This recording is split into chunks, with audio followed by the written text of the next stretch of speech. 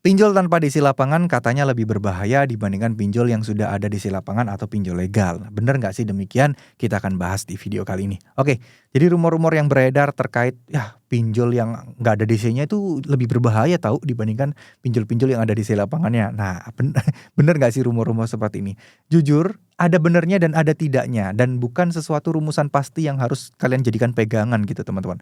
Kenapa saya bisa bilang seperti ini? Karena yang pertama, pinjol tanpa DC lapangan, memang iya ada kemungkinan untuk mereka melakukan penagihannya itu lebih brutal gitu ya dibandingkan yang punya. Karena ya mereka nggak punya orang yang bisa dijadikan untuk nakut-nakutin gitu ya untuk menagih ya. Mereka dengan segala cara biasanya ya mungkin ada yang curang sampai sebar data dan lain sebagainya ya mungkin ada gitu.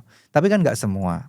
Nah, sedangkan yang punya DC lapangan biasanya ya kalau tim penagihan kantor nggak berhasil, ya udah diserahkan ke tim lapangan. Seperti itu, sesimpel itu.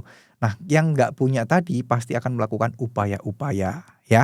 Nah, upaya-upaya kayak gini ada yang benar dan juga ada yang nyebelin, ada yang melanggar aturan. Nah, ini jangan sampai terjadi. Dan ya mungkin buat teman-teman juga, makanya kan kita pernah tahu ya aturan-aturan OJK terkait dari nilai minimum gitu ya, nilai apa ya istilahnya, bukan nilai minimum ya, iya intinya ada syarat yaitu nilai ekuitas dari pinjol itu harus sekian miliar gitu ya, harus punya dana segitu. Biar apa sih tujuannya? Biar cash flow-nya bisa jaga-jaga dan gak gampang kacau cash flow-nya. Kalau kacau cash flow-nya, itu pinjol bisa kalap dan bisa melakukan mungkin tindakan-tindakan yang aneh-aneh demi menjaga cash flow perusahaannya. Nagihnya itu karena namanya juga orang kepepet ya, karena kepepet, mereka jadi melakukan penagihan-penagihan yang melanggar aturan dan itu tidak diperkenankan dan tidak diperbolehkan. Jadi untuk menghindari hal tersebut, makalah terbit aturan-aturan seperti itu. Jadi pinjol itu benar-benar harus orang yang punya duit gitu. Yang buka usaha pinjol, yang buka perusahaan pinjol ya harus punya punya uang banyak gitu. Jangan sampai mereka ngejar-ngejar sampai kayak gimana pelanggaran-pelanggaran aturan gitu ya. Jangan sampai gitu loh, ya.